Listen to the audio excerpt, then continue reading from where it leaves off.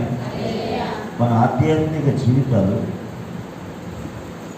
పరలోకం వెళ్ళే వరకు హ్యాపీగా కొనసాగాలంటే యేసుక్రీస్తు రక్తంలో విమోచించబడిన మనం ఎవరిని కూడా నరకానికి వెళ్లకుండా ఉండాలి అంటే తప్పనిసరిగా క్రైస్తవ్యానికి అడ్డుగా ఉన్నవేవో అవి మొట్టమొదటి మనం ఏం చేయాలి? తొలగించాలి. అలా క్రైస్తవ్యాన్ని నాశనం చేసే వాటిలో మొట్టమొదటిది గర్వం. ఈ గర్వం వల్ల దేవుని రాజ్యంలో ఉన్న లూసిఫరు కూడా పరలోకం నుంచి కింద పడిపోయాడు, పడద్రోయబడ్డాడు. దేవుని స్తోత్రం. అనేక మంది రాజులు పతనమైపోయారు. అలాగే ఇవన్నీ మనం విన్నాం. రెండవది కోపం. ఈ పనికిరాని కోపం. ఈ కోపం మానవ జీవితాన్ని లేకపోతే క్రైస్తవ జీవితాన్ని ఎలా నాశనం చేస్తుంది అనే విషయాన్ని మనం విన్నాం. దేవుని స్తోత్రం. హల్లెలూయ. ఇవన్నీ కూడా మనం చక్కదిద్దుకుంటే, సరి చేసుకుంటే మన జీవితంలో ఎనలేని ఆశీర్వాదాన్ని లేకపోతే ఆధ్యాత్మిక గొప్పతనాన్ని మనం పొందగలుగుతాం. దేవుని స్తోత్రం. ఈరోజు మన క్రైస్తవ జీవితాన్ని నాశనం చేసేది మరొక క్యారెక్టర్. దాని పేరు ఐడిల్నెస్, సోమరితనం. హల్లెలూయ. క్రైస్తవ జీవితాన్ని అతిగా నాశనం చేసేది ఏది అంటే సోమరితనం. లోకంలో చాలా రోగాలు ఉన్నాయి. ఆ పేర్లు చెప్పలేని రోగాలు ఈ లోకంలో ఉన్నాయి. అన్ని రోగాల కంటే భయంకరమైన రోగం ఏది అంటే అది సోమరితనం. ఈ సోమరితనం అనే రోగం ఎన్ని రకాలుగా నాశనం చేస్తుందంటే అది చెప్పనసఖ్యము కానంతగా క్రైస్తవ జీవితాన్ని నాశనం చేస్తుంది. అందులో కొన్ని మాటలు మనం చూద్దాం. సామెతల గ్రంథం 19వ అధ్యాయము, నేను వేగంగా ముగిస్తాను, కొంత వేగంగా ఫాలో అవ్వండి. 19వ అధ్యాయం 16వ వచనం ఒకసారి చూద్దాం. ఆజ్ఞను గైకొనువాడు తన్ను కాపాడుకునేవాడు తన ప్రవర్తన విషయమై అజాగ్రత్తగా ఉండువాడు చచ్చును. దేవుని స్తోత్రం కలుగుతాడు. ఆజ్ఞను గైకొనువాడు తన్ను కాపాడుకునేవాడు తన ప్రవర్తన విషయమై అజాగ్రత్తగా ఉండువాడు చచ్చును. దేవుని స్తోత్రం కలుగుతాడు. అజాగ్రత్త అనేది ఎప్పుడు వస్తుందంటే ఈ సోమరితనం నుంచి వస్తుంది. దేవుని స్తోత్రం. సోమరితనం ఏం చేస్తుంది? అజాగ్రత్త. ఈరోజు చేయాల్సిందాన్ని రేపటికి వాయిదా వేస్తుంది. ఇప్పుడు చేయాల్సిందాన్ని మధ్యాహ్నం చేద్దాంలే, సాయంత్రం చేద్దాంలే అన్నట్టుగా వాయిదా వేస్తుంది. హల్లెలూయా. సోమరితనం ఇంకా ఎవరైనా తోడుండి పోవను, లేకపోతే ఇతరుల కోసం కనిపెట్టడం, ఇలా తను చేయాల్సిన దాన్ని ఇతరుల మీద ఆధారపడడం ద్వారా ఆ పని జరగదు. దేవుని స్తోత్రం.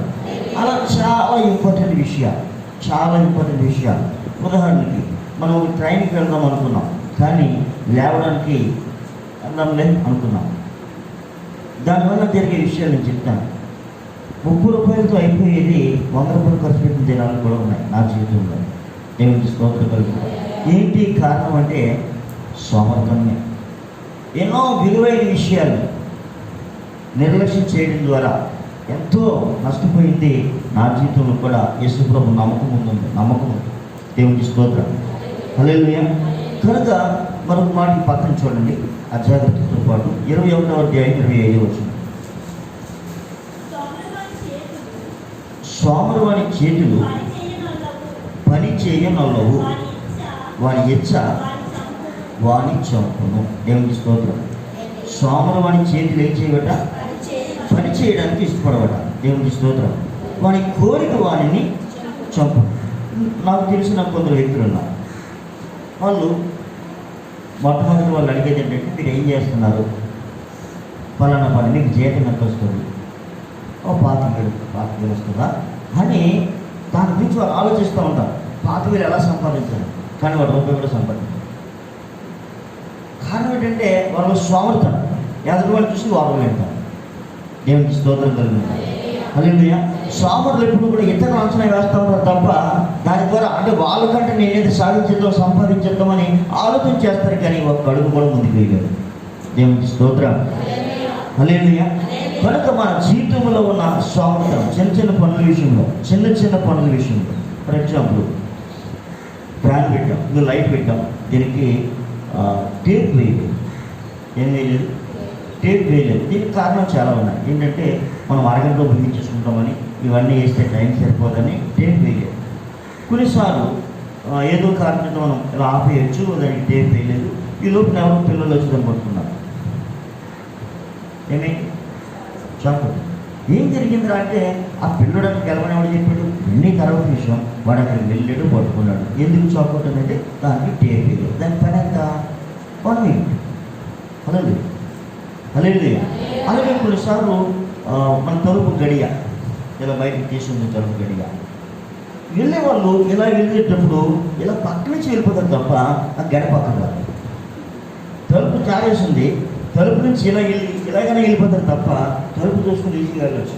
ఇలా ఏంటంటే నాకు ఆ పని లేదన్నట్టే. దేవునికి స్తోత్రం కలుగుతుంది. అలాగే ఈ తలుపు గడ తీయకపోవడం వల్ల నువ్వు తప్పించుకుని వెళ్ళిపోయావు. మరొకరికి ఆ విషయం తెలియదు, సడన్గా వచ్చారు, పక్కలో తగిలింది. దీనికి కారణం ఏంటంటే గెడలు వేస్తే నష్టం ఏంటి? నాకు ఎవరికైనా చెప్పాలా? ఎవరైనా చెప్పాలి దానికోసం గెడ వేయని, లేదా తలుపు తీసుకుని వెళ్ళని ఎవరైనా ఎవరు చెప్పక్కర్లేదు. కానీ సోమత నిర్లక్ష్యం ఇది ఏం చేసిందంటే ఒక గాయం అయ్యేలా చేసింది. దేవునికి స్తోత్రం. నీకు సింపుల్గా నేను చెప్పుకుంటూ వెళ్ళిపోతా ఉన్నాను. దేవునికి స్తోత్రం కలుగుతున్నాను.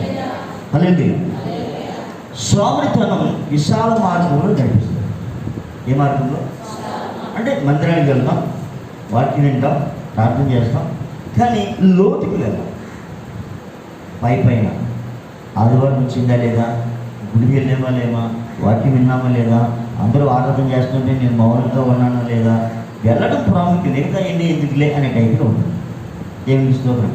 అంటే వీళ్ళు ఏమంటారంటే ఎన్ని సంవత్సరాలు మందిరానికి వెళ్ళినా వచ్చినా వీరి ద్వారా ఎవరికీ ఉపయోగం ఉండదు, వీరికి కూడా ఉపయోగం ఉండదు. ఎన్ని సంవత్సరాలైనా మందిరానికి వెళ్ళొచ్చు, కానీ ఎవరికి వీరి వలన ఉపయోగం ఉండదు, దేవుడికి ఉపయోగం ఉండదు, వీరికి ఉపయోగం, ఎవరికి ఉపయోగం ఉండదు. మరి ఎందుకు మందిరానికి వెళ్ళారు? యేసుప్రభువు నమ్ముకున్నాం కనుక, బాప్తిస్మం చేసుకున్నాం కనుక, అంతే. దేవునికి స్తోత్రం కలుగుతుంది. అలాగే అసలు ఉపయోగం లేని క్రైస్తవ్యం అవసరమా? ఉపయోగం లేని క్రైస్తవ్యం అవసరమా? బాప్తిస్మం పొందిన ప్రతి వారు కూడా తెలుసుకోవాల్సిన విషయం. బాప్తిస్మం పొందిన వారైనా పొందిన వారైనా యేసుప్రభువు వారు చూశారు. 3 సంవత్సరాలుగా ఈ చెట్టు ఒక ఫలం కూడా ఫలించలేదు కనుక దీన్ని నరికి పాడేయండి అంటున్నాడు ఆయన. దీన్ని నరికి పాడేయండి. దీనివల్ల నేల వ్యర్థమైపోతూ ఉంది. ఏ వ్యర్థమైపోతూ ఉంది? నేల వ్యర్థమైపోతూ ఉంది. అంటే నేల చాలా విలువైంది. ఈ విలువైన నేల ఎందుకు వ్యర్థమైపోతూ ఉంది? చెట్టు ఉంది కానీ ఫలం ఉంది. యేసుక్రీస్తు రక్తంలో నువ్వు కడగబడ్డావు. యేసుక్రీస్తు రక్తంలో మనం కడగబడ్డాం. యేసుక్రీస్తు దగ్గర పాపం క్షమాపణ పొందాం, పాపాలు ఒప్పుకున్నాం. కానీ క్రైస్తవురాలుగా చేయవలసిన పనులు మనం చేయాలి. క్రైస్తవురాలుగా మనం చేయవలసిన పనులు మనం చేయాలి. ఆ కారణం చేతి క్రైస్తవం ఏమైపోయింది? వ్యర్థమైపోయింది. దేవునికి స్తోత్రం. యేసుని నమ్మిన ఉపయోగం లేనిదిగా అయిపోయింది. దేవునికి స్తోత్రం. యాక్చువల్గా యేసు ప్రభువు నమ్ముకున్నందుకు మనకి ఎంత ఉపయోగకరంగా ఉండాలంటే శరీరానికి స్వస్థత, మనసుకు శాంతి, ఆత్మకు రక్షణ. ఈ 3 వాగ్దానం చేయబడ్డాయి. శరీరానికి స్వస్థత, ఆయన మీద ఆధారపడలేని కారణం చేత హల్లెలూయా అది పోగొట్టుకున్నాం. 2వ మనసుకు శాంతి, ఆయన వాక్యం మీద ఆధారపడలేని కారణం చేత మనశ్శాంతిని కోల్పోతూ ఉన్నాం. ఈరోజు అనేకమైన కుటుంబాల్లో మనశ్శాంతి లేదు. అనేకమైన కుటుంబాల్లో వారి జీవితంలో ఏం పర్వాలేదు, నీకు తోడుగా ఉన్నాడు దేవుడు అని చెప్పడానికి చెప్పేవారు లేరు. ఆ కారణం చేత అనేకలు ఏం చేస్తున్నారు? ఆత్మహత్యలు చేసుకుంటూ ఉన్నారు. దేవునికి స్తోత్రం కలుగుతారు. ఈరోజు ప్రతి ఆత్మహత్యకు కారణం ఏమిటి అంటే ఆదరించేవారు లేని కారణం చేత. వారి సమస్యలు వారిని ప్రభుత్విస్తూ ఉన్నాయి. నీకేం పర్వాలేదని భరోసా ఇచ్చేవారు లేని కారణం చేత. దేవునికి స్తోత్రం కలుగుతారు. నిన్న ఒక సహోదరి పరిచయం చేశారు. ఒక సహోదరిని పరిచయం చేశారు. ఆమె నాతో 3 నుంచి 5 నిమిషాలు మాట్లాడింది. నేను చెప్పిన మాటల తర్వాత ఆవిడ ఏమందంటే ఆమె, అయ్యా ఈరోజు నాకు కొంత ధైర్యం వచ్చింది. ధైర్యం రేపు మా ఇంటికి రండి. నాకేమొచ్చింది? నేను చనిపోదాం అనుకుంటున్నానండి. నాకేమొచ్చింది? ఇప్పుడు కొంత ధైర్యం వచ్చింది. రేపు తప్పనిసరిగా మా ఇంటికి రండి, మా కోసం ప్రార్థించండి. దేవునికి స్తోత్రం కలుగుతాక. ఏమి లేదు ఆవిడకంటే ఆదరణ లేదు. హల్లెలూయా. ఇంకెవరు క్రైస్తవులేరా ఆవిడ ఆదరించడానికి? లేదు. ఉన్న ఎవరి పనులు వాడుకున్నాయి. అందరూ సొంత పనులు చూసుకుంటున్నారు, కానీ యేసుక్రీస్తు పని మీద ఎవరు కూడా ఉండట్లేదు. దేవునికి స్తోత్రం. హల్లెలూయా. ఆ కారణంతో క్రైస్తవం అయిపోయింది, విశాల మార్గం అయిపోయింది. వెళ్తున్నామా, వస్తున్నామా, ఆయన తిన్నామా, ఉన్నామా అనే టైపులో. హల్లెలూయా. ఇటువంటి క్రైస్తవ్యాన్ని కీర్తనకారుడు 73వ కీర్తనలో ఒక మాట చెప్పారు. 73వ కీర్తన 3వ వచనం చూస్తే,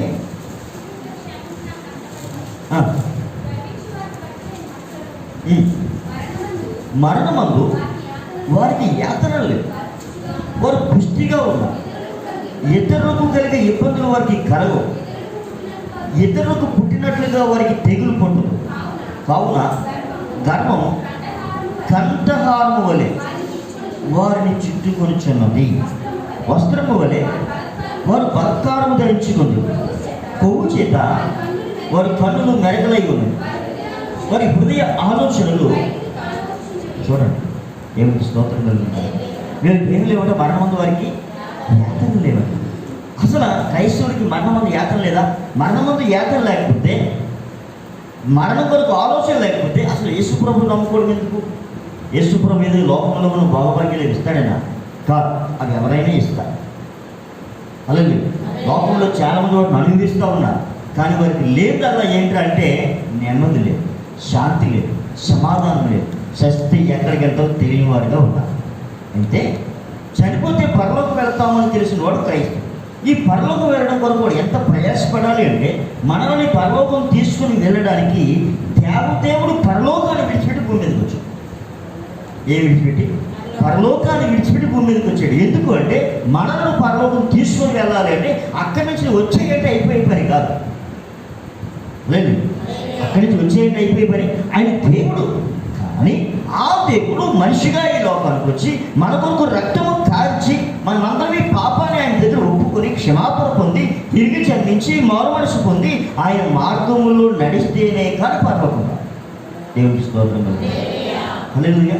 అంటే మనకి పరలోకం ఇవ్వడానికి దేవుడే భూమి మీదకి రావాల్సి వస్తే మనం ఇంట్లో నుంచి గదిలో నుంచి బయటికి రాలేమా?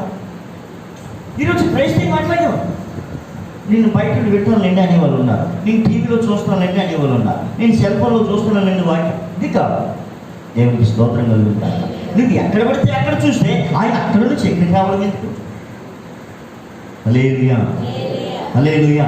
అంటే క్రైస్తవ ధర్మం ఏం చేయాలో అది చేయట్లేదు. అందుకే వారు ఎలా ఉన్నారంట? క్రైస్తవులు క్రైస్తవ ధర్మం చేయలేని కారణం చేత, క్రైస్తవ ధర్మం కాదు, క్రైస్తవ ధర్మం అంటే క్రీస్తు వాళ్ళు చేయాల్సిన పని చేయలేని కారణం చేత వారి కన్నులు మెరకలై ఉన్నవి, వారు త్రోవ పట్టిన వారుగా ఉన్నారు. అలాగే త్రోవ పట్టిన వారు నడవగలరా? కన్నులు మెరకలైపోయిన వాళ్ళు బైబిల్ చదవగలరా? లేదు. అలాగే ఎలా చూడాలి, త్రోవ పట్టిన వాళ్ళు నడవలేదు, ఎక్కడికి వెళ్ళలేదు, వారు కూర్చోవడం లేవడమే మహా కష్టం. దేవునికి స్తోత్రం కలుగుతారు. హల్లెలూయా. శరీర బలహీనతతో కూర్చోవడం లేవడం ఒక కష్టమైతే, ఒళ్ళు కొవ్వు పట్టిన వారు లేవడం దానికి ఏముండాలి? ఏదో పోతుండాలి లేవడానికి. హల్లెలూయా. ఎందుకంటే తినడం, పడుకోవడం లేదా కూర్చోవడం, వీళ్ళకి మిగతా బాగా లేని పని చేయవు. కొందరు బాత్రూంలో చూస్తే చైన్స్ ఉంటాయి గొలుసులు, ఎందుకంటే కూర్చున్న వాళ్ళు లేవడానికి గొలుసులు ఉంటాయి. దేవునికి స్తోత్రం కలుగుతుంది. ఒక చర్చ్ కాదు, ఒక వార్డుని కాదు, క్రిస్టియన్, ఆమె చక్కగా బాత్రూమ్లు కట్టించి లోపల గొలుసు వేసింది. నేను అడిగాను, ఏంటంటే ఆ కట్టేవాళ్ళు మామూలు ఏంట్రా ఇవ్వడమన్నాను ఆమె లేవడానికి. అసలు ఎక్కడ చూసింది దేవుడు అంటే పాస్టర్ గారిని చూసింది. పాస్టర్ గారి ఇంట్లో కట్టించుకున్నాడు. దేవునికి స్తోత్రం కలుగుతుంది. వాళ్ళ భార్య కోసం అంటే కూర్చొని లేవడం కష్టం. అందుకే ఆ పాస్టర్ గారు కూడా ఎక్కడ ఉంటుందంటే జస్ట్ గుమ్మం దగ్గరే ఉంటుంది. ఒకవేళ ట్రైనింగ్ అయితే ఈ నాకే స్తోత్రం కలుగుతుంది. అలాగే ఇది ఎప్పుడు బయటకు వెళ్ళి ఎప్పుడు ఇల్లే లోకంతో ఇవిడికి పని లేదు. ఆదివారం వచ్చారు కదా కొంతలే, ఆదివారం రాకపోతే ఆలోచించాలా అని టైప్ అన్నారు. దేవునికి స్తోత్రం కలుగుతుంది. అంటే ఆదివారం వస్తే చాలు, మిగతా రోజులతో వాళ్ళకి పని లేదు. దేవునికి స్తోత్రం కలుగుతుంది కదా. వీళ్ళు కూడా మొన్న వచ్చాను కదా, మనం ఆదివారం రాలేదు, మనం వచ్చాను కదా, నీకు కనపట్టాలి కదా. ఆదివారం రాలేదు కానీ శుక్రవారం వచ్చాను చూసాను కదా, మళ్ళీ అడిగితేనే నీకు పని లేదు, మాకు పని లేదనుకోండి, ఒక పరాధనకి రావడం కాదు. దేవునికి స్తోత్రం. ఏ మాటలో సోమరితనం విశాల మార్గంలో నడిపిస్తూ ఉంటుంది. దేవునికి స్తోత్రం కలుగును గాక. హల్లెలూయా. విశాల మార్గంలో పరిస్థితి ఎట్లా ఉంటుందంట? మత్తయి సువార్త 7:13. నువ్వు చదవాలనుకుంటే చదవట్లేదు, దొరకవు. ఏం చదివి మత్తయి సువార్త 7:13.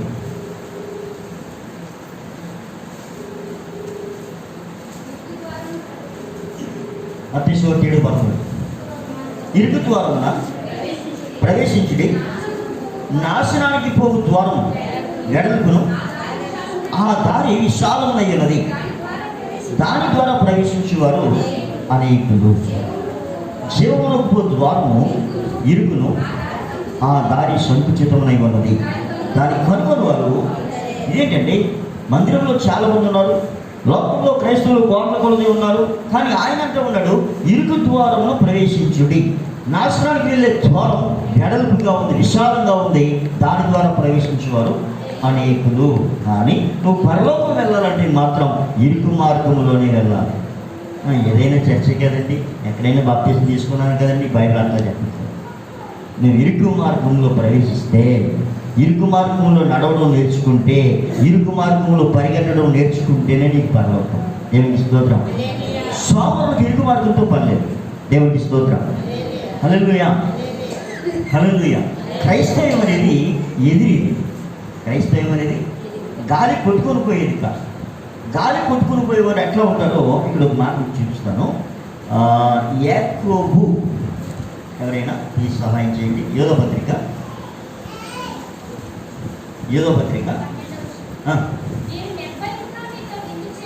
వీరు నిర్భయముగా మీతో సుభోజనము చేయించు, తమను తాము నిర్భయముగా పోషించుకొని. నిర్భయం అంటే భయము లేకుండా, వారు భయం లేకుండా మీతో భోజనం చేస్తారు. తమను తాము భయం లేకుండా పోషించుకుంటూ మీ ప్రేమ బిందులలో దొంగ మెట్టలుగా ఉన్నారు. దేవుని స్తోత్రం. ప్రేమ బిందుల్లో లేదు. ఏంటంటే సంఘం అంతా హడావుడిగా ఉంది, భోజనాలు హడావుడిగా ఏంటంటే మా సంఘంలో ఈరోజు లవ్ ఫీస్ట్ అండి, ప్రేమ బిందు అండి. ఏ విందు? మేమందరం కలిసి ప్రేమ బిందు చేసుకుంటూ ఉన్నామండి, మేమందరం కూడా డబ్బులు ఇస్తున్నాం. లేదు, మీ ప్రేమ బిందులలో దొంగ మెట్టలుగా ఉన్నారు. అంటే ప్రేమ బిందుల్లో ఎవరు పాల్గొంటూ ఉన్నారు? భక్తిహీనులు కూడా ఉంటారు. దేవునికి స్తోత్రం కలుగుతారు, కానీ వారికి దేవుని భయం ఉండదు. అందుకే భక్తిహీనులు అన్నాను. వీరు కాలి చేత ఇటు అటు కొట్టుకుని పోవు నిర్జన మేఘములుగాను, కాయలు రాయి ఫలములు లేక 2 మారులు చచ్చి వేళ్లతో పెగలింపబడిన చెట్లుగాను, తమ అవమానమును నురుగు వెనకకు వారి సముద్రం యొక్క ప్రచండమైన అలలుగాను, మార్గము తప్పి తిరుగు చుక్కలుగాను ఉన్నారు. వారి కొరకు గాఢాంధకారము నిరంతరము భద్రము చేయబడి ఉన్నది. వారి కొరకు గాఢాంధకారము నిరంతరము భద్రము చేయబడి ఉన్నది. వారి కొరకు గాఢాంధకారము నిరంతరము భద్రము చేయబడి ఉన్నది. హల్లెలూయా. ఎవరి కోసం? ఈ సోమరుల కోసం, మరణమందు యాతులు లేని వారి కోసం, పుష్టిగా ఉన్న వారి కోసం, కనులు వెనకలైపోయిన వారి కొరకు, దేవుని భయం ఏమాత్రం కూడా లేని వీరి కొరకు గాఢాంధకారము నిత్యము కూడా వీరి కొరకు రెడీగా ఉంది. దేవునికి స్తోత్రం. వీరు ఎదురెదలేరు, ఎదురెదగలకి రాదు, ఎట్టి పడితే కొడుకుని పోతారు. దేవునికి స్తోత్రం కలుగును గాక. ఈరోజు ఇక్కడ, రేపు అక్కడ అనే టైప్లో ఉంటారు. అంటే ఈరోజు ప్రార్థన చేసాం, పని జరగలేదా, అయితే 7 వారాలకు వెళ్తే ఏమైనా పని జరుగుతుందేమో, లేకపోతే మరొకటి చేస్తే ఏమైనా పని జరుగుతుందేమో అనేవారిగా ఉన్నారు. దేవునికి స్తోత్రం. హల్లెలూయా. కానీ యాకోబు పరిగెట్టలేదండి. యాకోబు పరిగెట్టలేదు. ఆయన కళ్ళ ముందు ఒక సమస్య ఉంది. ఆయన కళ్ళ ముందు ఒక సమస్య. హల్లెలూయా. ఆ ఒక్క సమస్య అనేకమైన భయాలు కలిగజేస్తాం. ఏంటి ఆ సమస్య అంటే, మా అన్నగారు నన్ను చంపేస్తాడేమో, నన్ను చంపేసి నా భార్యని పిల్లల్ని తీసుకుని వెళ్ళిపోయి బానిసలుగా చేస్తాడేమో. హల్లెలూయా. మా అన్న నన్ను చంపేస్తాడేమో, నా భార్య పిల్లల్ని తీసుకుని వెళ్ళిపోయి బానిసలుగా చేసుకుంటాడేమో. కాబట్టి మా అన్నగారి దగ్గర నుంచి నేను ఏమవ్వాలి? తప్పించుకోవాలి. జాగ్రత్తగా అర్థం చేసుకోండి. దేవుని స్తోత్రం. ఏం చేయాలి అని చెప్పి మానవ ప్రయత్నం వాళ్ళు చేశారు. ఏంటి మానవ ప్రయత్నం అంటే, తనకున్న ఆస్తిని కొన్ని భాగాలుగా విడదీసి, తనకున్న పనివారిని కొన్ని భాగాలుగా విడదీసి ఒక్కొక్క పక్క ముందు పంపుతా ఉన్నాడు. ముందే వెళ్ళిన వారిని వాళ్ళ అన్న కనపడి, మీరెవరు రా అని అడిగితే, మేము నీ దాసులము, నీ దాసుని దాసులము, నీ దాసులము, మీ బ్రదర్ నీకు కానుకగా ఇవ్వడానికి మమ్మల్ని పంపాడు, తీసుకుని. ఆ దినాలలోనే అది లక్షలాది రూపాయలు ఆస్తి. దేవునికి స్తోత్రం. అంటే అన్నను దేంతో సంతోషపరచాలనుకుంటూ ఉన్నాడు ఆయన? కానుకలతో, హల్లెలూయా, పనివారితో, బహుమానంతో సంతోషపడతాం ఆయన ఉద్దేశం. అయితే బహుమానం ఇస్తే అన్న ఏం చేస్తాడా? ఏమో, చంపేస్తాడేమో. ఒక విధంగా ఆలోచన చేయొచ్చు, నేను ఎలకవాడికి బహుమానం ఇస్తున్నాను కనుక నేను విడుదల పొందేస్తాను అనుకోవచ్చు. కానీ ఇవన్నీ చేసినప్పటికీ కూడా ఆ మానవ ప్రయత్నంలో ఆయనకి నెమ్మది లేదు. మరి ఏం చేస్తే నాకు నెమ్మది కలుగుతుంది ఆయన ఆలోచన చేస్తే ఒకే ఒక్కదానికి దొరికింది. ఏంటంటే యేసయ్య పాదాలు తప్ప ఏది నాకు నెమ్మది లేదు. దేవుని స్తోత్రం. ఈ యేసయ్య పాదాలు పట్టుకు ఇప్పుడు నేనేం చేయాలి, అందరూ నాతో ఉన్నారని చెప్పి వారందరినీ కూడా యబ్బోకు అనే రేవు దాటించేసి ఆ నరుడు ఒక్కడు ఆ రాత్రంతా ఉండిపోయాడట. ఎందుకు ఉండిపోయాడంటే ఇది నేను దేవుడి దగ్గర నుంచే ఏం పొందాలి, నేను దేవుడి దగ్గర నుంచి ఏం పొందాలి? ధైర్యాన్ని పొందాలి. అలాగే దేవుడే నాకు అండగా నిలబడితే ఇంకేం అక్కర్లేదు. కాబట్టి ఈరోజు నేను తేల్చుకోవాల్సింది, నేను దేవుడితో పోరాడాలి అనుకున్నాడు. అంతే మోకాలేసి ప్రార్థన చేశాడు. ఆ రాత్రాంతం కూడా దేవుడితో ఉన్నాడు ఆయన. దేవుడు డైరెక్ట్గా దిగిపోయాడు ఆయన ప్రార్థన. అలాగే అలాగే ఆయన పిలుస్తూ ఉన్నాడు, దేవుడు దిగిపోయాడు.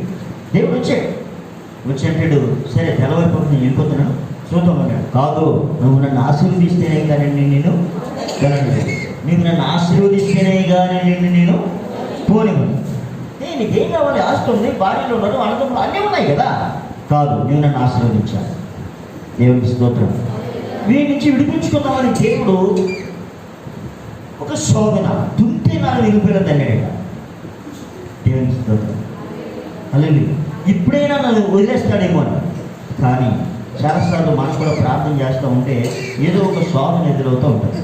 కొన్నిసార్లు ప్రతిరోజు ఇంట్లో ప్రార్థన చేద్దాం అనుకున్నప్పుడు కానీ చేసినప్పుడు కానీ కుటుంబంలో శోధన బయలుదేరుతూ ఉంటుంది. ప్రార్థన చేయకపోతేనేమో ప్రశాంతంగా ఉంటుంది, ప్రార్థన చేస్తేనేమో శోధన. ప్రార్థన చేయకపోతే ఎట్లా ఉంటుంది? ప్రశాంతంగా ఉంటుంది. ప్రార్థన చేస్తే శోధన వస్తుంది. అప్పుడు ఏమనిపిస్తుందో దొరక అప్పుడు చెప్తావు నువ్వు, ప్రే చేయరు, రేపు నుంచి ప్రార్థన చేయకు, ఎందుకు వచ్చిన తలపోట్లేదు, మనం ప్రశాంతంగా ఉన్నాం. కానీ ఈ శోధన అయిపోయిన తర్వాత జరిగిపోయే ఒక అద్భుతం ఉంది, అది నీకు తెలియదు. అలాగే అలాగే చాలా మంది శోధనకు భయపడుతూ ఉంటారు. కానీ యాకోబు తుంటినరం విరిగిపోయినప్పటికీ కూడా ఆగలేదు. నీవు నన్ను ఆశీర్వదిస్తేనే కానీ నేను పోనని పట్టేసుకున్నాడు. దేవుడు అంటాడు, నీ పేరే పేరయా యాకోబు కాదు, ఈ రోజు నుంచి నీ పేరు ఇశ్రాయేలే కానీ యాకోబు కాదు అని చెప్పేసి దీవించి సరిపడింది. దేవునికి స్తోత్రం. ఇప్పుడైనా గొప్ప దేవత ఉన్నాడు. ఎలా ఉన్నాడు? ఇప్పుడైనా గొప్ప దేవత ఉన్నాడు. అన్నగారికి ఎదురుపడ్డాడు, నేను చంపేస్తాన్ని కట్టెత్తుకొచ్చినాడు. గట్టిగా కౌగిలించుకొని, ఎంతకాలం ఎందుకు దూరం అయిపోయావు, ఎంతకాలం ఎందుకు దూరం అయిపోయావు నువ్వు అని గట్టిగా కౌగిలించుకొని, వెళ్ళు, నాకు కూడా వస్తావా, నువ్వు నాతో ఉంటావా అని అడుగుతా ఉన్నాడు. అరే చంపేద్దామని 20 సంవత్సరాలుగా ఎదురు చూస్తున్నా అన్న, 20 సంవత్సరాలైనా పగతక్కని అన్న డైరెక్ట్గా కలిసేసరికి ఏమంటున్నాడు, నాతో కూడా ఉంటావా నువ్వు? ఏమైపోయిందంతా? రాత్రి దేవుడి సన్నిధిలో ఎప్పుడైతే అతను పోరాడాడో ఆ రాత్రి దేవుడి దగ్గర పొందిన అభయం అతన్ని విజయునిగా చేసింది. దేవునికి స్తోత్రం కలుగుతుంది. అలాగే మన సోమర్థనాన్ని మనం జయించినట్లయితే, సోమర్థనం పక్కన పెట్టి యేసయ్య పాదాలు పట్టుకున్నట్లయితే మన జీవితంలో సోమర్థనం ద్వారా పొందలేని ఎన్నో విషయాలు యేసుక్రీస్తు ప్రభు ద్వారా మనం పొందగలం. దేవునికి స్తోత్రం కలుగుతుంది. హల్లెలూయా. ఇక్కడ మరొక మాట మనం చూద్దాం. సోమర్థనానికి కొన్ని పేర్లు ఉన్నాయి. హల్లెలూయా. కొన్ని పర్యాయ పదాలు ఉన్నాయి. హల్లెలూయా. అవేంటంటే అయిష్టత, నాకంటే ఇష్టం లేదండి, బద్ధకం, అశ్రద్ధ, మందత్వం. హల్లెలూయా. ఇవేం చేస్తాయంటే సోమర్థనాన్ని అనారోగ్య పాలు చేస్తాయి. ఏం చేస్తాయి? అనారోగ్య పాలు చేస్తాయి. ఎలాగో చెప్తాను. సోమర్థనంతో నువ్వు లేవలేదు, మంచం మీదే ఉన్నావు, భోజనం అందించారు, తినేసావు, మళ్ళీ పడుకున్నావు. మధ్యాహ్నం భోజనం వచ్చింది, తినేసావు, మళ్ళీ పడుకున్నావు. సాయంత్రం భోజనం వచ్చింది, తినేసావు, మళ్ళీ పడుకున్నావు. ఇప్పుడు నువ్వు లేవాలని అనిపిస్తూ తెలుసా? అన్నీ పట్టేస్తాయి. ఎందుకంటే నీ కాళ్ళు నడవలేదు. హల్లెలూయా. హల్లెలూయా. ఈ మధ్య సైంటిఫిక్ రీజన్ ఒకటి బయటపడింది. ఏంటంటే చాలామందికి కాలు పట్టడానికి గల కారణం ఏంటంటే ఈరోజు చెప్పులు వేసుకోవడం అనేది ఇళ్ళలో కూడా చెప్పులు వేసుకుంటూ ఉన్నారు అని చెప్పి వైద్యం చెప్పుకున్నారు. చెప్పులు వేసుకోమని చెప్పినా రాలే అలాగే. కానీ చెప్పులతో ఎక్కువగా నడవడం ద్వారా మరీ సుకుమారం అయిపోవడం ద్వారా నా మట్టుకు నేను చెప్పులు లేకపోతే నడవలేదు బయట, ఇంట్లో బయట. ఈ చెప్పులు లేకుండా ఉండడం ద్వారా మనం కిందన కాలు పెట్టినప్పుడు చిన్న చిన్న రాళ్ళు ఇవన్నీ గుచ్చుకున్నప్పుడు ఏది ఆకు పంచిన వైద్యం అది సూదులతో గుచ్చుతూ ఉంటారు. దాని ద్వారా ఎప్పుడైతే ఈ పాదంలో చిన్న చిన్నవన్నీ గుచ్చుకొని నొప్పి కలిగిస్తాయో ఈ శరీరంలో ఉన్న బాడీ అంతటికీ కూడా ఒక రకమైన ఉత్తేజాన్ని తీసుకుని వస్తాయి. దేవునికి స్తోత్రం. దాని ద్వారా కొన్ని నిప్పులు దొరుకుతాయి. అలాగే ఈరోజు ఇవన్నీ పట్టడంగా కారణం ఏంటంటే అందరూ చెప్పులతో నడిచేవారు గట్టిగా. దేవునికి స్తోత్రం. మరి పూర్వంగా ఇప్పుడు కూడా పొలం పని చేసేవారు చెప్పులతో పని చేయలేరు కదా, ఊడ్చేవారు చెప్పులతో ఓడలేరు కదా, నాటేవారు చెప్పులతో నాటలేరు కదా. దేవునికి స్తోత్రం కలుగుతుంది కదా. హల్లెలూయా. వారికి లేని రోగాలు మనకెందుకు వస్తామన్నాయంటే మనం చెప్పులు విడవట్లే. దేవునికి స్తోత్రం కలుగుతుంది. రెండవది చెప్పులతో చెప్పుల్లో వచ్చిన ఫ్యాషన్స్ ఏం చేస్తున్నారు? ఎత్తు పడాలి. పాట కూడా ఉంది కదా, ఏమడాలి గుర్తు తీసిన పాట అంటే పాత సినిమాల పాట, కొత్త సినిమాలు కూడా ఉందా? హల్లెలూయా. ఎర్రగోపలు కట్టినావు, ఇత్తిమాడలు వేసినావు, పాత సినిమాల పాట. మరి కొత్త కూడా గుర్తొచ్చిందంటే నాకు అర్థం అవుతుంది. దేవునికి స్తోత్రం. హల్లెలూయా. ఈ ఎత్తిమాడల కొరకు చేసే బలహీనతలు ఎన్ని వస్తాయంటే ఒకటి సీట్ పెరిగిపోతుంది, రెండోది పక్కలో పట్టేస్తాయి. పూర్వం ఆకు చెప్పులు అని ఉండేవి, అంటే దానికి హీల్స్ గట్ట ఉండేది కదా, ఆకు చెప్పు. అది వేసుకోవడం చాలా గంటగా భావించేవారు. దాన్ని క్రీల్ చెప్పులని కూడా దాంట్లో ఇంకొక భాగం ఉంది. దేవునికి స్తోత్రం. కానీ ఇప్పుడు అందరికీ కూడా ఏమి వచ్చేసినాయి? హై హీల్స్, అంటే బటన్ వేలు మీదే ఉంటారు. అన్నీ రోగాలే. స్తోత్రం. హల్లెలూయా. సరే, ఇవన్నీ పక్కన పెట్టండి, ఇవన్నీ వేరే. ఇది అన్ని రోగాల కంటే అతి భయంకరమైన రోగం ఏదని చెప్పాను? సోమర్తనంలో మరి ముఖ్యమైనది కూడా చెప్పాను, నిద్ర. ఏంటంటే ఇది నిద్రకి ప్రతిరూపం ఎవరంటే సోమర్తనమే. ఎందుకు లేకపోతే ఎప్పుడో 9 గంటలకు కదా లేస్తాములే. అడిగి వెళ్ళారు, అత్తగారు లేరు, మొగుడు ఎప్పుడు అవుతాడు, నా ఇష్టం అంటే తన పిల్లలకి తను ఏం నేర్పిస్తుందంటే సోమర్తనం. అలాగే ఆ ఇళ్ళను చూసిన వారికి అర్థమైపోతుంది. ఇంటిని చూసి వెళ్ళాలని చూడు అన్నారు, ఆ ఇళ్ళలో వెళ్ళడానికి అర్థమైపోతూ ఉంటారు. దేవునికి స్తోత్రం. కొందరు సోమరులు ఏం చేస్తారంటే ఎన్ని గంటలు లేస్తూ ఉంటారంటే 8 గంటలకి, 7 గంటలకి. హల్లెలూయా. ఒకవేళ అత్తగారు ఇది ఎప్పుడు లేచింది, మేమైతే మా చిన్నప్పుడు 4 గంటలకు లేసేవాళ్ళమే, స్నానం చేసేవాళ్ళమే, ముగ్గులు వేసేవాళ్ళం, కళ్ళప్పుడు ఎప్పుడు చచ్చిపోతాయి అని అడిగిపోతారు. ఎవరు చదువుతున్నారట? ముసిల్ది ఇంకొక పేరు ఏంటది? గొరక. ఈ గొరక ఏం చేస్తుంది? క్లాస్ వంగుతూ ఉంటుంది. ఇది ఎప్పుడో వేసేది, ఇప్పుడు మేము వెళ్తాం. నీకేం పోయిందా? స్తోత్రం. అన్నీ చేసి పెడితే తాపికలు ఎక్కుతాడు. అమ్మా కాఫీ. హల్లెలూయా. మా అమ్మ మసి తిట్టడం మానేసింది, కానీ చాలా ఘోరంగా తిట్టేది నాకు. ఎందుకు అంటే ఒకే ఒక కారణం, మొహం కడుకుంటా ఆ స్టవ్ దగ్గరికి వెళ్తే తిట్టేది. హల్లెలూయా. ఎందుకంటే వారి పాపం ఉదయం లేవగానే అది చలికాలమైనా ఏ కాలమైనా చన్నీరు స్నానం చేయాలి, బట్టలందరూ ముంచేయాలి, ఉదయాన్నే టీ తాగాలి. ఆ టీ ఇచ్చేవాళ్ళు కూడా ఎలాంటి ఉండాలి? ఆమె కూడా పొద్దున్నే లేచి మొహం కడుకుని ఇచ్చేవాళ్ళకి ఉండాలి. నోట్లో బ్రష్ ఎత్తుకుని స్టవ్ దగ్గరికి వెళ్తే తాగాలి తప్పదు, లేకపోతే పైపురంగాలు పోతాయి. మరి అలా చెప్తే మరి ఏం చేస్తాం? ఇంతే బతుకుని సరిపెట్టుకుని తాగాల్సిన పరిస్థితి అనుకుంటాం. దేవునికి స్తోత్రం కలుగుతుంది. హల్లెలూయా. అంటే ఎలా చేయాల్సింది అలాగా రోజులు పెరిగే కొద్ది లోకంలో ఉన్న వాళ్ళకి ఏమున్నా లేకపోయినా క్రైస్తవులు ప్రత్యేకంగా ఇది ఉండాలి. హల్లెలూయా. కొందరు 10 గంటలకే 11 లాగా ఉంటారు. ఇప్పుడు వరకు ఏం పోయిందో నీకు మొహం కడగపోవడానికి అంటే పొద్దున్నే లేచానులే. పొద్దున్నే నేను లేచావు 7:30 మరి ఇప్పుడు వరకు గబగబా క్యారేజ్ పెట్టాను, గబగబా అది చేశాను, ఇల్లు వాకిని తుడిచాను. టిఫిన్ చేసావా? మొహం కడగలేదు కదా. నేనైతే అంటాను మా సీనియర్ లేడీ ఇవ్వాల, ఒరే నువ్వు తర్వాత మొహం కడుగుతుంది కానీ 2 ఒకసారి ముందు చేసారా అంటాడు. సరే అయితే అంటే వాడు నేనేం చెప్పినా కాదన్నాడు చాలా మంది. సరే ముందు చేశారా తర్వాత సంగతి చూద్దామంటే హ్యాపీగా టిఫిన్ చేసేసిన తర్వాత గుర్తుంటే కడుక్కుంటాడు. అదే అంటే కొందరికి అలవాటు. ఒకసారి తల్లి పెద్దవాడే చిన్నవాడేం కాదు, ఒక 70 సంవత్సరాలు తక్కువలో ఉప్మా టేస్ట్ చేస్తున్నారు. నేను అన్నాను, అమ్మ నేను తిన్నమ్మా, ఇలా ఆదివారం కదా నేను తిన్నాను అంటే అదైతే పంచము. మరి నువ్వు తిన్నాను. నేను మొహం కడగలేదు బాబా. ఏంటి మొహం కడగలేదా? సింహాలు ఏమైనా మొహం కడుగుతాయి అడిగింది రాజు అని. కడుగు వాళ్ళు. నువ్వే మొహం కడుగుతుంది నీకేమన్నా అంతేనంటవా?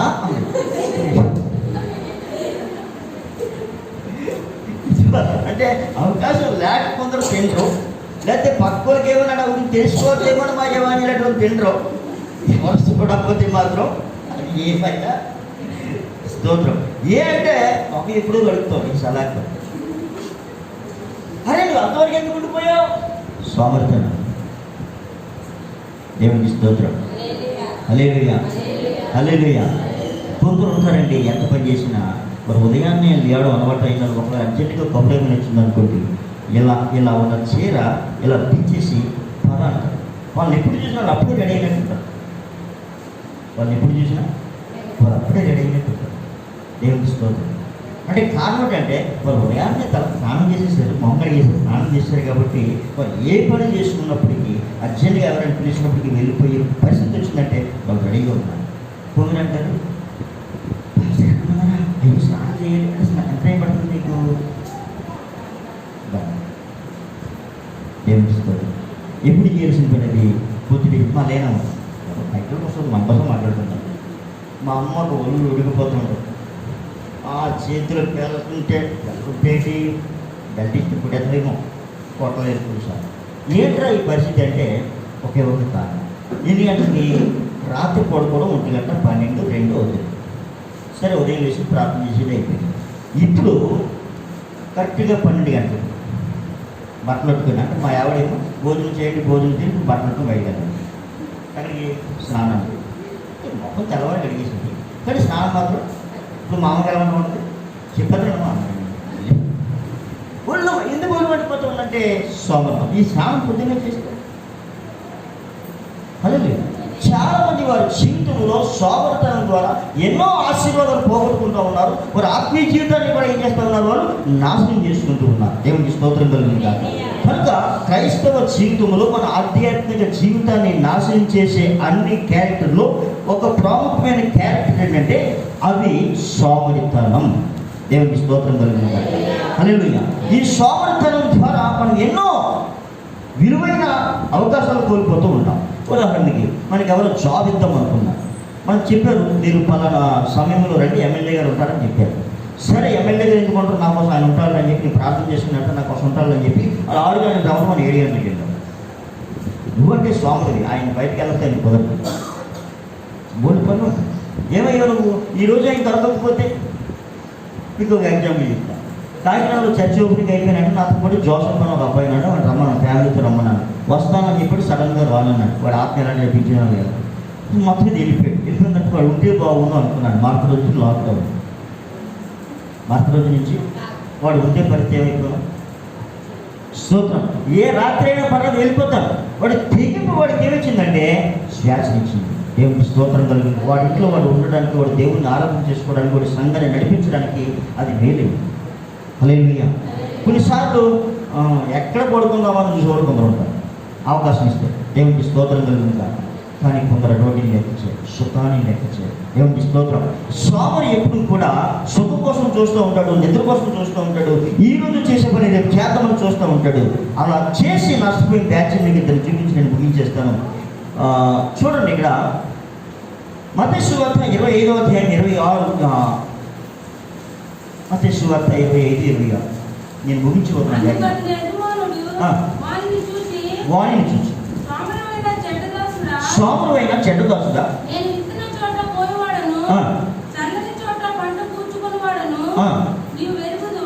నీవు అణువి వెరుగుదువా? అట్లయితే నీవు నా సొమ్ము సాహుకారుల దగ్గర ఎందుకు ఉంచలేదు? ఉంచవలసి ఉండేను. వడ్డీతో కూడా నా సొమ్ము తీసుకుందినే అని చెప్పి ఆ తలాంతులు వారి ఎదురు నుంచి గలవానికి ఇవి కలిగిన ప్రతి వారికి ఇవ్వబడును, అతనికి సమృద్ధి కలుగును. లేని వారి యొద్ద నుండి వారికి కలిగినది తీసివేయబడును. మరియు పనికి మాలిన ఆ దాసుని వెలుపటి చీకటిలోనికి త్రోసివేయుడి, అక్కడ ఏడ్పును పండ్లు కొరుకుటయు ఉండునా నేను. చాలా దేవునికి స్తోత్రం కలుగునుగా. హల్లెలూయా. ఇక్కడ ముగ్గురు దాసుని పిలిచాడు యజమాని. ముగ్గురికి కూడా తలాంతులు ఇచ్చాడు. ఇదిగో నాన్న, నువ్వు 5 తలాంతులు తీసుకుని వెళ్ళి వ్యాపారం చేయి, నువ్వు ఈ 2 తీసుకుని వెళ్ళి వ్యాపారం చేయి, నువ్వు ఈ 1 తీసుకుని వెళ్ళి వ్యాపారం చేయి అని చెప్పి వారి వారి సామర్థ్యం ఏముండాలి, వారి వారి సామర్థ్యం చొప్పున వారికి ఇచ్చారు. వారు వెళ్ళారు, వ్యాపారం చేశారు, వచ్చారు. ఒకడు మాత్రం ఏమి చేయకుండా దాన్ని భూమిలో పాతిపెట్టాడు. భూమిలో పాతిపెట్టి అంటాడు కదా, నువ్వు విత్తన చోట పోయేవాడు అని, నువ్వు చెడ్డ యజమాను అని చెప్పి నేను దాచేసాను, ఇదిగో నీ తలాంతులు ఇచ్చేసాను. హల్లెలూయా. హల్లెలూయా. 5 ఇచ్చినవాడు 5 కూర్చాడు, 2 తీసుకున్నాడు 2 కూర్చాడు. బలా నమ్మకమైన మంచి దాసుడని 5 పిలిపించుకొని ఆయన ఇచ్చే బహుమానాలు పొందారు, తలాంతులు కూడా వారు పొందారు. వారు తెచ్చుకున్న లాభాన్ని వారు పొందారు, ఇంకా ప్రభు ఇచ్చిన వాటిని కూడా వారు పొందారు.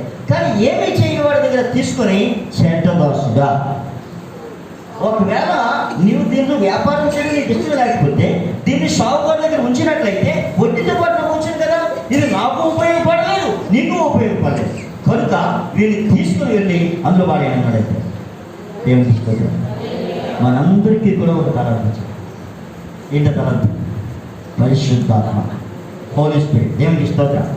ఈ తలాంత ద్వారా నువ్వు ఎన్ని రకాలుగా దేవుడి కొరకు చేయొచ్చు అంటే 9 రకాలుగా చేయొచ్చు. 9 ఫలాలు 9 వరాలు ఉన్నాయి. దేవునికి స్తోత్రం. ఇవి ప్రభు కొరకు నువ్వు చేసి, కానీ దేవుడు నీకు పరిశుద్ధాత్మ అనే గొప్ప తలాంతు నీకు ఇచ్చినప్పటికీ కూడా దాని ద్వారా విశ్వాసాన్ని పొందలేదు, భాషలకు అర్థం చెప్పే వరాన్ని పొందలేదు, మంచితనం అనే ఫలాన్ని పొందలేదు, విశ్వాసం అనే ఫలాన్ని పొందలేదు. దేవునికి స్తోత్రం. దేవుడిచ్చిన వరాలు కానీ దేవుడిచ్చిన ఫలాలు కానీ ఏమీ మన దగ్గర లేదు. అంటే ఏమైనవి? నిష్ప్రయోజనమైన దాసులు.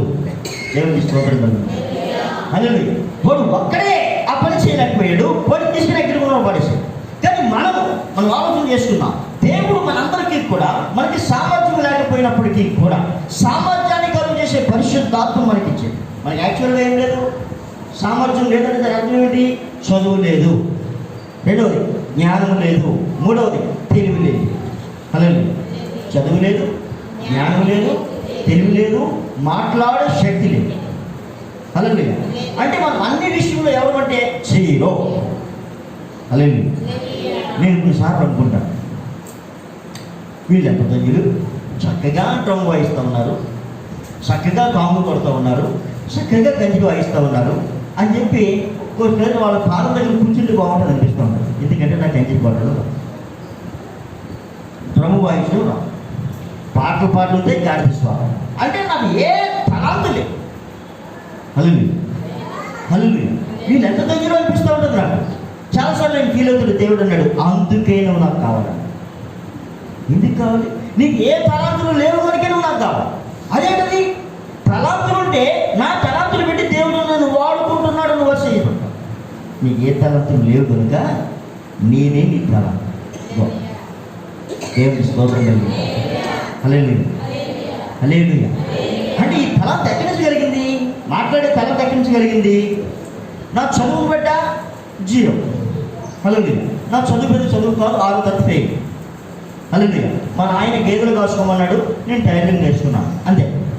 హల్లెలూయా. తర్వాత ఇప్పుడు 10th క్లాస్ గట్టి పాస్ అయినా లెక్కలు కాదు, ఎందుకంటే స్కూల్కి పోవాలి. అందుకే ఈరోజు ఎవరైనా చదువుతూ ఉంటే ఎంతగా నేను చదువుకుంటే పోవాలని బాగా అనిపిస్తూ ఉంటాను. అప్పటికి మా ఎవడాడు మా ప్రవీణ్ గడు కూడా ఇలా ఏం చెప్పాడు చెప్పరా అంటే, ఆడి పాపం ఆ ఫిజిక్స్ వాడు చదువుకున్న క్లాస్లో ఆ లెక్చరర్ గారు ఏం చెప్పాడు ఆ సబ్జెక్ట్ అంతా నాకు చెప్తూ ఉంటాడు, ఏది మిస్ అవ్వకుంటాం. దేవునికి స్తోత్రం కలుగుతుందా. ఆడికి ఏదైనా పుస్తకం ఇచ్చి చదవరా అంటే ఆడి మొత్తం పేరుతో సైతం నాకు చెప్తా ఉంటాడు. హల్లెలూయా. శబాష్, నువ్వు నాతో ఉంటా అంటే ఆడి క్రికెట్తో ఉంటాం. అమ్మ లేదు, నాన్న లేదు, పాస్ గారు లేదు. ఎందుకంటే ఇప్పుడు సెలవులు వచ్చాయి కదా, కరోనా సెలవులు క్రికెట్ ఆడమని కాదు, ఫోన్ తీసేస్తాను. హల్లెలూయా. ఈ కరోనా సెలవులు చాలా మంది ఎలా ఉపయోగించుకున్నారంటే, కొందరంటారు నేను బైబిల్ కంటిన్యూ పూర్తి చేసేసాను. హల్లెలూయా. మీకు ఎన్నది ఏది ఇచ్చాను? ఏమి సిగ్గు లేని వారిలారా అనాలని ఉంది, కానీ అనట్లేదు. ఎందుకంటే ఒక్కొక్కరికి 40 అధ్యాయులు ఇచ్చాను చెప్తాను, అప్పగించాను. అలా లేదు, మీరు సిగ్గున్న వారు లేని వారు మీరే తెలుసుకోండి. ఎవరు వస్తారు? దేవుడికి స్తోత్రం. పెద్దలు కూడా స్తోత్రం చెప్తాం. హల్లెలూయా, హల్లెలూయా, హల్లెలూయా. సోమర్థనం ఏం చేస్తుంది? సోమరులోనే దేవుడు మనకి ఏమిచ్చాడు? అభిషేకం ఇచ్చాడు.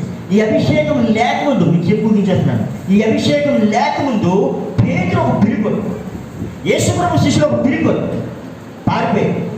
కానీ అభిషేకం పొందిన తర్వాత వారు చెప్తా ఉన్నారు, మీరు జీవాధిపతిని చంపారు, దేవుడు ఆయన మృతుల్లోంచి లేపాడు, అందుకు మేమే సాక్ష్యం అంటారు. ఈ టైం ఎక్కడ జరిగింది? పిరిగొడికి పరిశుద్ధాత్మ పోకడం ద్వారా. దేవుడికి స్తోత్రం కలుగుతుంది. హల్లెలూయా. ఏమిటయ్యా మీ తలాంతు? ఆత్మ. ఆయనతో మేము ఉన్నాం. దేవునికి స్తోత్రం కలుగుతుంది అట్లా. ఆయన అభిషేకాన్ని మేము పొందాం. దేవునికి స్తోత్రం. మరి మీరు పొందింది అభిషేకం మీరే నిర్ణయించుకోండి. దేవునికి స్తోత్రం. సోమరతనం మనం చేయాల్సిన సోర కార్యాన్ని ఆపేస్తూ ఉంది. ఇంకొక మాట నేను చెప్పి ముగిస్తున్నాను. మత్తయి సువార్త, ఇక్కడ మనం చదివాం ఈ చెడ్డదాసం గురించి, మరొక మాట పక్కన చదువుతాం. మత్తయి సువార్త 25వ అధ్యాయం 12 వచ్చిన ఒకసారి.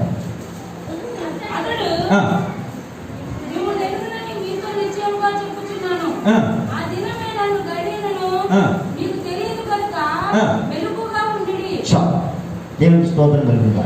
అంటే అంతా చదివించినట్టు లేక కొంత చదివించాను. 10 మంది పెండ్లి కుమార్తెలు, 10 మంది కన్యకులు, పెండ్లి కుమార్తెలు కాదు కన్యకులు, పెండ్లి కుమారుని కొరకు ఎదురు చూసి బ్యాచ్, పెండ్లి కుమారుని బ్యాచ్. ఈ 10 మంది కూడా వెయిటింగ్లో ఉన్నారు. ఆయన ఇచ్చేస్తాడని వెయిటింగ్లో ఉన్నారు. దేవునికి స్తోత్రం. ఆయన వస్తానని చెప్పాడు, మరి రావడానికి ఆయన ఏమన్నా? దేవునికి స్తోత్రం. ఎన్ని పనులు, సర్వలోకము పని అయిందే. దేవునికి స్తోత్రం కలుగుతుంది కాక. కానీ ఆయన రావడానికి ఒక కారణం ఉంది. ఒకవేళ ఇంకా ఎవరైనా సిద్ధపడలేదేమో వాళ్ళు కూడా రెడీగా ఉంటారని ఆగితే, వాళ్ళు కూడా ఆయన లేట్ చేయాలని కాదు. కొందరు ఆలస్యమని ఎంచుకున్నట్లు దేవుడు తన వాగ్దానం గురించి ఆలస్యం చేయవాడు కాడు, కానీ అందరూ అంతటను మారు మనసు పొందవలనని ఆయన దీర్ఘశాంతం వహిస్తూ ఉన్నాడు. దేవునికి స్తోత్రం. అదే రీతిలో కొన్నిసార్లు ట్రైన్ వెళ్ళిపోతుంది, మనం ఎంత కంగారుగా వెళ్తా ఉంటామంటే, మేము ఇక్కడి నుంచి తీరా అక్కడికి వెళ్ళిన తర్వాత ట్రైన్ ఎక్కిన తర్వాత పోవద్దు, అక్కడే ఉంటుంది ట్రైన్. అంటే మీరు అనుకుంటాను నా కోసం ఆపే ప్రభావం నీకు వదలని అనుకుంటాను. మరి పోవట్లేదు ఏంటంటే కారణం ఏంటి? అప్పుడు అనుకుంటాను నా కోసం కాదు, నాలాగా ఎదురు చూసే బ్యాచ్ ఎవరో ఉన్నారు, వారు నీ కోసం ప్రార్థన చేసుకున్నారు, వారు గురించి చూసారు. ఏం స్తోత్రం. అంటే నా కోసం ఆగింది, వాళ్ళ కోసం కూడా ఆగింది. దేవునికి స్తోత్రం. హల్లెలూయా. అదేవిధంగా ఈ పెళ్లి కుమారు వచ్చేస్తూ ఉన్నాడు, వచ్చేసాడు, ఆలస్యమైనా వచ్చేసేపటికి వీళ్ళేమనుకున్నారంటే ఆయన గురించే ఉన్నాం కదా, ఇంకా రాలేదు, వచ్చేది వేసిపోదాంలే అని మా బ్యాచ్. నవ్వుతున్న పెట్టి మా బ్యాచ్ నీకు అర్థమైపోయింది నేనని, మారుతల్లి నేను ఇలా మా బ్యాచ్. హల్లెలూయా. నీవేం చేసావంటే పెద్ద ఉన్నావా, రింగి అమ్మ చాలు అని చెప్పి, ఏం కాదు రింగి సారు, ఈ రింగి సార్ అని టైం పెట్టుకుని ఫోన్ తెలిసింది, ఛార్జింగ్ చూసుకోలేదు. ఇంకేమవుతుంది, ఆయన వచ్చేసాడు, ఇవ్వ నవ్వలేదు, ఆయన వచ్చేసాడు ఉన్నవాళ్ళు. అంతవరకు వెయిటింగ్ చేశారు కదా, నీకు బాధ ఏంటి? కళ్ళు లోపల పోతున్నాయని, కళ్ళు లోపల పోతున్నాయని గెజి దాగి పడుతున్నాను.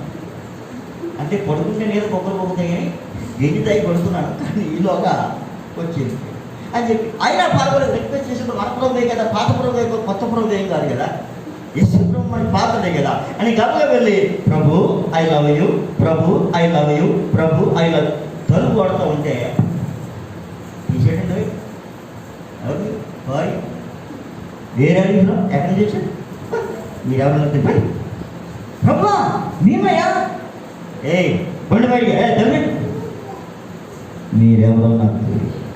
అరే వీళ్ళు ఎవరి కోసం వెయిట్ చేశారు? ఆయన గురించే. వారి సమయం అంతా ఆయన కోసం వెయిటింగ్ చేశారు. కానీ వారి సోమరితనం వారి దీపాలు ఆరిపోయేలా చేస్తుంది. మన సోమరితనం మనలో ఉన్న పరిశుద్ధాత్మ అభిషేకాన్ని ఆరిపోయేలా చేస్తాం. దేవునికి స్తోత్రం కలుగుతుంది. హల్లెలూయా, హల్లెలూయా. మన అభిషేకాన్ని మనం ఏం చేయాలి? కాపాడుకోవాలి. దేవునికి స్తోత్రం. ఇంకా నాకు చెప్పాలను కానీ సమయం లేదు. దేవునికి స్తోత్రం. హల్లెలూయా, హల్లెలూయా, హల్లెలూయా. ఏం మిస్ అయిపోతా ఉన్నాం? సోమరితనం ద్వారా దేవుని రాకడ విషయాన్ని కూడా మనం మర్చిపోయేవారుగా ఉన్నాం. కనుక ఈ సోమరితనం పోవాలంటే ప్రభు అంటాడు, సోమరి చీమల దగ్గరికి వెళ్ళి చీమలను చూసి జ్ఞానం తెచ్చుకున్నాడు. ఆయన వాటికి న్యాయాధిపతి లేడు, రాజు లేడు, తీర్పరి లేడు, కానీ అవన్నీ కూడా క్రమాన్ని పాటిస్తూ ఉన్నాయి. ఎప్పుడు ఏది కావాలో అవి సమకూర్చుకుంటూ ఉన్నాయి. ఎంతసేపు పడుకుంటావయ్యా, ఎంతసేపు నిద్రపోతావయ్యా, ఇదిగో ఇంకా కొంచెంసేపు ఉంటాను, కొంచెంసేపు పడుకుంటాను అనుకుంటావాడు. నీ దరిద్రం నీ దగ్గరికి రావడానికి కారణం నీ స్వామత అనే హెచ్చరిక చీమల ద్వారా చేస్తున్నాడు. కాబట్టి ఒకసారి చీమల గుంపును మనం చూద్దాం. బయటకు వెళ్ళిన తర్వాత మీ దగ్గర మీకు 2 ప్లేసులు ఎక్కువ కనబడుతూ ఉంటుంది. ఒకటి బాత్రూంలో చీమల గుంపు వెళ్తూ ఉంటుంది. మీరు బాత్రూమ్ కూర్చొని ఆ చీమలను చూస్తూ ఉండండి. 2ది వంటగదిలో ఉంటాయి. మీరు వంట చేస్తూ ఆ చీమలను చూస్తూ ఉండండి. ఒకసారి ఆ చీమల గుంపుని ఇలా అనండి, బాగున్న తర్వాత చీమల గుంపు ఉండదు అక్కడ. కారణం ఏంటంటే ఇక్కడ ఒక భయంకరమైన యాక్సిడెంట్ ఉందని వాడికి తెలిసిపోయి చీమలు సమాచారం ఎంచుకొని ఆ ప్లేస్ అంతా కూడా ఖాళీ చేసేస్తాయి. హల్లెలూయా, హల్లెలూయా. కొన్ని చీమలు చనిపోతే మిగతా చీమలు అది విడుదల చేసిన రసం ద్వారా వాడికి అర్థమైపోతుంది ఇక్కడ ఆపద ఉంది అని. చీమలకి ఎంత జ్ఞానం ఉంటే మనకైతే జ్ఞానం ఉండాలి. మీలో ఎవరికైనా జ్ఞానము కుదుపుగా ఉండేలా నన్ను అడగవలేను అంటున్నాడు. ఆయన అడుగుదాం, జ్ఞానం పొందుదాం. జ్ఞానము నివాసం కట్టుకొని దానికి 7 స్తంభాలు చెప్పుకున్నది. దేవుని స్తోత్రం. ఆ జ్ఞానంలో మనం ఫాలో అవుదాం, జ్ఞానాన్ని అడుగుదాం. దేవుడి మాటలు నేర్చుకున్నాక ప్రార్థన చేసుకుందాం. అలా కన్ను చూసుకున్నట్టు జేహరబాదాల షంద మాన బతురియర షందడియారన బారదని కొరియరన అతిథినాథుడైన మా ప్రభువా నీకు వందనాలు స్తోత్రాలు చెల్లిస్తున్నాం తండ్రి. ఈ పునరుత్థానంలో కొన్ని విషయాలు నీ సన్నిధిలో నీ ప్రభు ధ్యానించడానికి సహాయం చేశారు. ఈ మాటలు నీ బిడ్డల జీవితంలో 30, 60, 100గా ఫలింపజేసి మహిమయు ఘనతయు ప్రభావాలు మీరే పొందమని నజరేయుడైన యేసుక్రీస్తు నామములో ప్రార్థించి వేడుకుంటున్నాం తండ్రి. ఆమేన్. యేసు రక్తమే చేయి వాది క్రియలు, యేసు రక్తమే చేయి వాది క్రియలు, యేసు రక్తం సంపూర్ణ విషయం వాది క్రియలు అనంత నాశనం కలుగుతాం.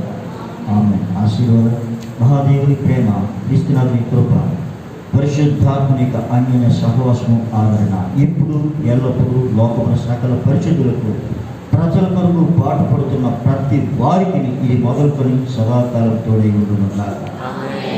ఆమేన్.